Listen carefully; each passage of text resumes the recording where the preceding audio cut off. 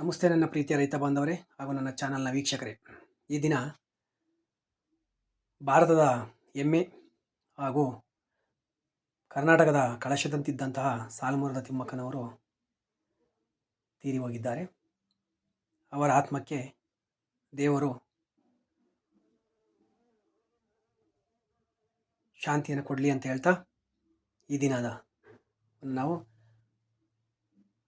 ಒಂದು ಕೃಷಿಗೆ ಸಂಬಂಧಪಟ್ಟಂತೆ ಅಂದರೆ ಆಯುರ್ವೇದಿಕ್ ಸಂಬಂಧಪಟ್ಟಂಥ ಔಷಧಿಯನ್ನು ನಾವು ತಯಾರು ಮಾಡಿದ್ದೀನಿ. ಅದ್ರ ಬಗ್ಗೆ ನಾವು ಇವತ್ತು ವಿಡಿಯೋ ಮಾಡೋಣ. ನೋಡಿ, ಇಲ್ಲಿದೆ.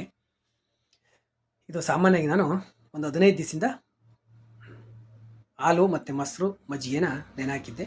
ಹಾಗೂ ಕಲ್ಗಚ್ಚಿನ ಸಮೇತ ನಾವು ಮನೆಯಲ್ಲಿ ವೇಸ್ಟ್ ಆದಂತಹ ಹಸುಗಳಿಲ್ಲ ಅಂದರೆ ಕಲ್ಗಚ್ಚಿನ ಸಮೇತ ಇದರೊಳಗೆ ಹಾಕಿ ನಾವು ಇದನ್ನು ತಯಾರು ಮಾಡ್ಬೋದು. ನೋಡಿ, ಈಗಿದೆ ನೋಡಿ, ಸಖತ್ ಹುಳಿ ಇದೆ.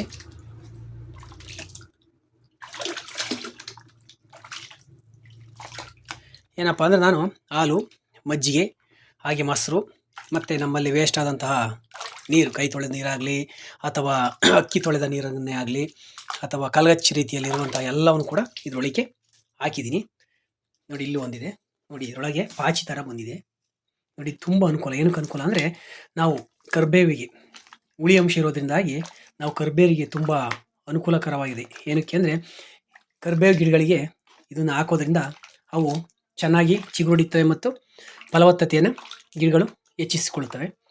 ಹಾಗೆ ಯಾವುದೇ ಗಿಡಗಳಿಗೂ ಕೂಡ ಇದನ್ನು ಹಾಕ್ಬೋದು. ಮತ್ತು ನೀರನ್ನು, ಇದು 1 ಲೀಟ್ರ್ ನೀರಿಗೆ 100 ಗ್ರಾಮ್ ಅಥವಾ 10 ಲೀಟ್ರ್ ನೀರಿಗೆ 1 ಲೀಟರ್ ಅಂತ ಇದನ್ನು ಬಳಸಿ ನಾವು ಫ್ರೈನಾರ ಮಾಡ್ಬೋದು ಅಥವಾ ಬುಡಕಾರ ಬಿಡ್ಬೋದು. ಇವು ಗಿಡಗಳು ಕಲ್ಲರ್ ಬರ್ತವೆ, ಹಾಗೆ ಶೈನಿಂಗು ಕೂಡ ಬರ್ತವೆ. ನಾವು ಎಲೆಗೆ ಹೊಡೆಯೋದ್ರಿಂದ ಗಿಡಗಳಿಗೆ ಶೈನಿಂಗ್ ಆಗ್ತವೆ. ಹಾಗೆ ನಾವು ಗೆಡಿಗೆ ಅಥವಾ ಅದರ ಬುಡಕ್ಕೆ ಹಾಕೋದ್ರಿಂದ ಗಿಡಗಳು ಕಲ್ಲರ್ ಕಪ್ಪತ್ತೋದು ಜಾಸ್ತಿ ಆಗುತ್ತೆ. ಹಂಗಂತ ಹೇಳ್ಬಿಟ್ಟು ನೀವು ಓವರ್ ಡೋಸನ್ನು ಕೊಟ್ಟರೆ ನೀವು ಗಿಡವನ್ನು ಕಳೆದುಕೊಳ್ಬೇಕಾಗುತ್ತೆ. ನೋಡಿ, ಇಲ್ಲಿದೆ, ನಾನು ಮಾಡಿದ್ದೀನಿ. ತುಂಬ ಚೆನ್ನಾಗಿದೆ. ಭಾರಿ ಹುಳಿ ಇದೆ. ಸ್ಮೆಲ್ಲು ಕೂಡ ಇದೆ. ನಾವು ಸ್ಮೆಲ್ಲು ಅಂತ ಹೇಳಿ ಕೈ ಕಟ್ಕೊಂಡು ಕೂತ್ಕೊಂಡ್ರೆ ನಾವು ಮಾಡುವಂತಹ ಸಾಧನೆಗಳು ಯಾವುದೂ ಯಶಸ್ವಿ ಆಗಲ್ಲ. ಎಷ್ಟೇ ಕಷ್ಟ ಇರಲಿ ಅದನ್ನು ಮಾಡಿ ತೋರಿಸ್ಬೇಕು. ಇದನ್ನು ನಾನೇನು ಮಾಡ್ತೀನಿ ಅಂದರೆ 1 ಲೀಟರ್ ನೀರಿಗೆ 100 ಗ್ರಾಮ್ ಅಥವಾ 1 ಲೀಟರ್ ಈ ಔಷಧಿಗೆ 10 ಲೀಟರ್ ನೀರನ್ನು ಹಾಕಿ ಮಿಕ್ಸ್ ಮಾಡಿ ಚೆನ್ನಾಗಿ ನಾನು ಗಿಡಗಳಿಗೆ ಹಾಕಿ ಫಲವತ್ತತೆಯನ್ನು ಬರೆಸ್ತೀನಿ. ಇದು ತುಂಬ ಅನುಕೂಲಕರವಾದಂತಹ ಜೀವಾಮೃತ ಆಗಿದೆ.